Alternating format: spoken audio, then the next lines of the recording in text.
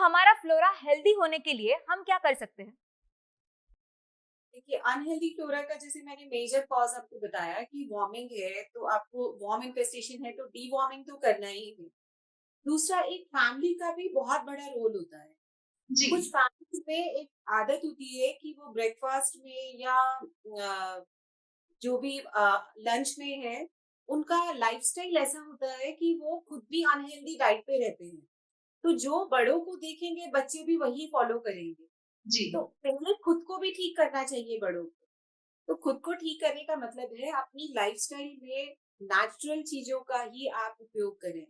Unnatural juice, जो fruit juices वगैरह आते हैं, पैक्ड आते हैं, जी, टेट्रा पैक्स आ रहे हैं, बच्चों को आप देते हैं, आप सोचते हैं हेल्दी है, उनसे आप बचें। जितना हो सके प्योर फॉर्म में आप खुद ही घर पे कुक करके उसको बना के देंगे, तो वो अच्छा रहेगा। रेडी टू ईट वाली चीजें अवॉइड करेंगे, तो जी, ऑटोमेटिकली बच्चे में भी वो आदत डेवलप हो जाएगी। क्योंकि टेस्ट डेवलप होने में एक टाइम लगता है। कोई भी चीज का टेस्ट आप सोचिए कि जब मुझे याद है हम लोग बहुत छोटे थे, तो नूडल्स आते थे तो हम लोग खाना नहीं चाहते थे। कभी खा लिया तो हमें लगता था ये क्या अजीब सी चीज है। पर आज देखिए पूरे इंडिया में नूडल्स खा रहे हैं लोग। तो ये जी, टेस्ट डेवलप हो गया, और हुआ कैसे? क्योंकि आपके पेरेंट्स ने या जो भी आपके घर के बड़े थे उन्होंने धीरे धीरे वो आदत डाल दिया। तो ऐसे ही सबसे मेजर रोल पेरेंट्स का होता है, बड़ों का होता है घर पे, कि वो हेल्दी हैबिट्स को क्रिएट करें बच्चों में। जी, तो अगर हेल्दी हैबिट क्रिएट हो गई तो फिर तो इश्यूज ही रिजॉल्व हो जाएंगे।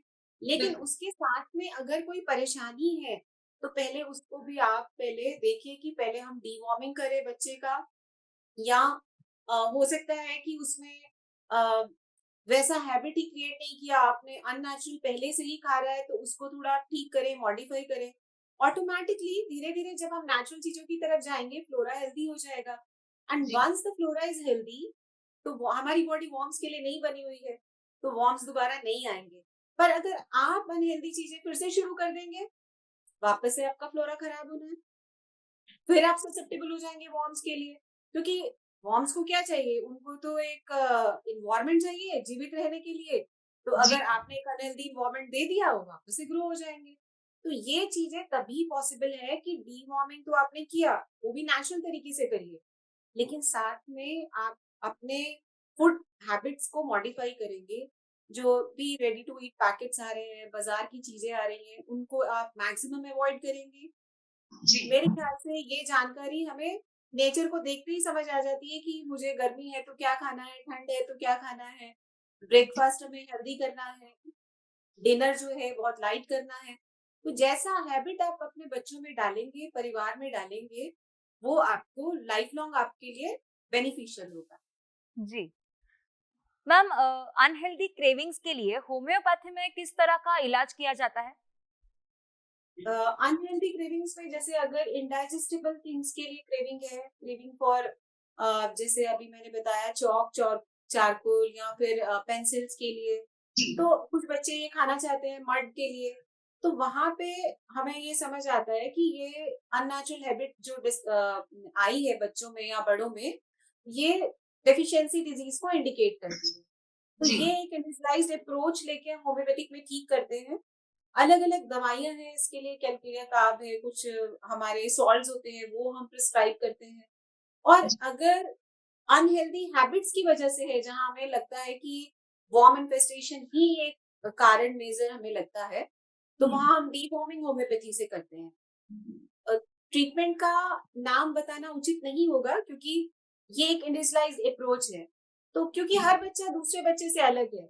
जैसे आपको मैं बताती हूँ कि कुछ बच्चे हमारे पास आते हैं जो सिर्फ मीठा खाना पसंद करते हैं, जी, और कुछ बच्चे होते हैं कि वो इतना स्पाइस ऐड करके खाएंगे कि आपको बिलीव नहीं होगा कि इतना छोटा बच्चा इतना स्पाइस कैसे ऐड करके खा सकता है। तो जी, यहाँ पे दोनों ही क्रेविंग्स में डिफरेंस है। इसका मतलब दोनों के मेटाबॉलिज्म में, दोनों के टेस्ट बड्स में, सब चीजों में डिफरेंस है, चाइल्ड में डिफरेंस है। तो वहां आपका सिलेक्शन ऑफ ड्रग चेंज हो जाता है। जी, तो यहाँ इसीलिए होम्योपैथिक में हमारा एक ही रोल है, लाइक क्योर्स लाइक। मीन्स आपको सेम ड्रग सेलेक्ट करना है, सिमिलर ड्रग, जो उस बच्चे के साथ या बड़ों के साथ मैच होती है। तो वो जी, एक आर्ट होती है, एक individualised approach, person to person आप लेके चलते हैं, और वो ट्रीटमेंट हम उसको देते हैं।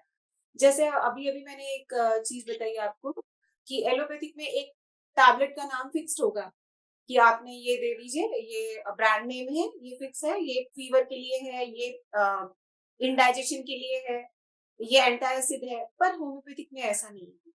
वो आपका जो बॉडी का कॉन्स्टिट्यूशन है, क्योंकि हर इंसान, हर इंडिविजुअल दूसरे इंडिविजुअल से डिफरेंट है। तो जब डिफरेंट है तो इसका मतलब उनका ड्रग सिलेक्शन भी डिफरेंट है।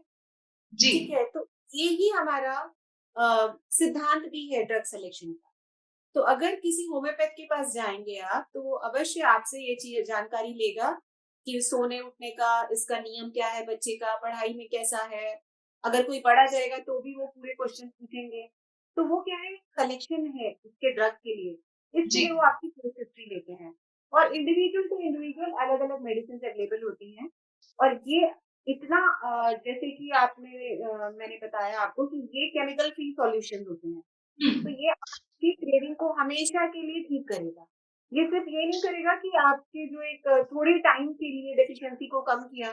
क्योंकि क्या हो रहा है, आजकल लोग बिना पूछे भी बहुत सप्लीमेंट ले रहे हैं। जी कोई किसी को लगता है कि कैल्शियम कम है, वो कैल्शियम ले रहा है। पर देखिए, एक घर में मैं ये मानती हूँ कि एक ही जैसा खाना लगभग सब खाते हैं। जो अगर 5 फैमिली मेंबर्स हैं, 4 टू 5 फैमिली मेंबर्स हैं, तो सब लोग एक ही खाना कंज्यूम कर रहे हैं। पर किसी तो मेंबर में कैल्शियम कम है, किसी में आयरन कम है, किसी किसी में आप देखेंगे कुछ मिनरल्स की डिफिशिएंसी है। ये कैसे हो गए? तो इसका मतलब एक खाना खाने के बावजूद भी आपके लिए जो ड्रग सिलेक्शन है वो अलग-अलग हो जाएगा, अप्रोच अलग हो जाएगी। अगर सिर्फ एक ही जैसे खाने से डिफिशिएंसी होती तो फिर सब में कैल्शियम की कमी होती। तो इसका मतलब रूट कॉज सबके अंदर कहीं ना कहीं अलग है। अगर कोई कैल्शियम का मेटाबॉलिज्म या एसिमिलेशन प्रॉपर नहीं है तो आपको उसको सोचना चाहिए। एक इंडिविजुअलाइज अप्रोच लेके नेचुरल हीलिंग की तरफ जाना ही एक परमानेंट सॉल्यूशन है। सप्लीमेंट अगर आप लेते भी हैं, विटामिन डी ले लीजिए आप, थोड़े दिन के लिए ठीक रहेगा, वापस से इनसफिशियंसी हो जाएगी, जैसे ही आप सप्लीमेंट बंद करेंगे फिर हो जाएगी। तो बोलने का अर्थ ये है कि जब भी होम्योपैथिक में या ऑल्टरनेटिव थेरेपीज में आप जाते हैं तो जी रूट कॉज से आपको हील किया जाता है, समझा जाता है कि ये परेशानी इसमें बड़ों में बच्चों में बार बार होने का मूल कारण क्या है। वो कारण को अगर आपने रिजॉल्व कर दिया तो वो डेफिशिएंसीज भी नहीं होंगे, अननेचुरल क्रेविंग्स भी नहीं होगी। और आप धीरे धीरे थोड़ा सा पेशेंट को खुद भी अपने आप को एक लाइफस्टाइल चेंज करना पड़ता जी मैम, अगर हमने इस समस्या को या फिर इन अनहेल्दी क्रेविंग्स को अगर निग्लेक्ट कर दिया, तो आगे जाकर ये समस्या बढ़कर हमें क्या ऐसी कोई डिजीजेस हो सकती है, और अगर हाँ तो ऐसी कौन सी डिजीजेस है जिनका खतरा हमें हो सकता है? कि हो सकती है। बहुत बार ऐसा देखा गया है कि ग्रोथ एंड डेवलपमेंट जो खासकर स्टेज बच्चों की होती है, आप देखते हैं प्रॉपर नरिशमेंट से ही होगी। अगर न्यूट्रिशन की कमी है किसी वजह से, जी कारण वॉर्म इन्फेस्टेशन हो, कारण चाहे आपका अननेचुरल क्रेविंग्स या डेफिशिएंसी डिजीजेस में आए, तो वहाँ ग्रोथ और डेवलपमेंट में दोनों में ही फर्क है। मेमोरी में कमी आ सकती है, बच्चे की याददाश्त में कमी आ सकती है। जितना हाइट है तो उसका ग्रोथ होना चाहिए, प्रॉपर नरिशमेंट नहीं है तो वो ग्रोथ में कमी आ सकती है। जी और बड़ों में तो बहुत सारे डिजीजेस हैं। अगर डेफिशिएंसी डिजीजेस कंटिन्यू होती रही तो आपके बोन्स वीक हो जाएंगे, बोन पेन, आर्थराइटिस शुरू हो जाएगा, बहुत जल्दी आपके बॉडी एक होना शुरू हो जाएगा। अगर जी मिनरल डेफिशिएंट है तो आपको एक हेवीनेस सी बॉडी में या बॉडी एक शुरू हो जाएगा। तो डेफिशिएंसी डिजीजेस का बहुत बड़ा रोल है। तो सोचिए, आप ये आज आपने ये चर्चा की तो मैं बहुत खुश हूँ कि लोग अपने नरिशमेंट को लेके, अपने न्यूट्रिशन को लेके बिल्कुल भी जागरूक नहीं रहते, खासकर छोटे बच्चे और महिलाएं। जी ये सब के लिए करते हैं, अपने लिए कुछ भी नहीं करते। इसीलिए मैक्सिमम डेफिशिएंसी डिजीजेस होती भी बच्चों में और फीमेल्स में है। Thank you so much ma'am, आपने बहुत ही अच्छी जानकारी दी। जाते जाते मैं चाहूंगी कि आप हमारे दर्शकों को कुछ टिप्स दें। अच्छा वातावरण में खाना बनाए भी तो बहुत ही अच्छे से बनाए, मन से बनाए, तो उसका इफेक्ट डेफिनेटली ज्यादा होगा। आप होम कुक्ड जितना खाएंगे, और आजकल तो लोगों के पास जानकारी वैसे भी गूगल से भी बहुत मिल जाती है कि प्रॉपर न्यूट्रिशन किस किस चीजों में है। पर फिर भी आप किसी डॉक्टर से कभी मिलते हैं, फिजिशियन से, तो उनसे ये राय जरूर लिया करें। छोटी छोटी सी टिप्स होती हैं, जैसे अभी मैंने बताया कि अगर आप तिल के लड्डू खा लेते हैं साल में एक बार भी, तो आपको कैल्शियम की डेफिशिएंसी होने के चांसेस नहीं होते। चाहे आप मिल्क ना लें। और अमूमन लोग ये करते हैं, सोचते हैं दूध बहुत पीना चाहिए, पर ये नहीं सोचते कि दूध एसिडिक भी होता है। तो हमें इतना दूध कंजम्पशन, इतना मिल्क कंजम्पशन तो करना मुश्किल है, पर तिल खाना बहुत आसान है। तो किसी फिजिशियन से जब भी मिलें, उसके पास आप जाएँ तो अपने न्यूट्रिशन के बारे में थोड़ी बहुत जानकारी उससे ज़रूर लें। Thank you so much ma'am, आप हमसे जुड़ी, आपने इतनी अच्छी जानकारी दी, इसके लिए आपका बहुत बहुत शुक्रिया।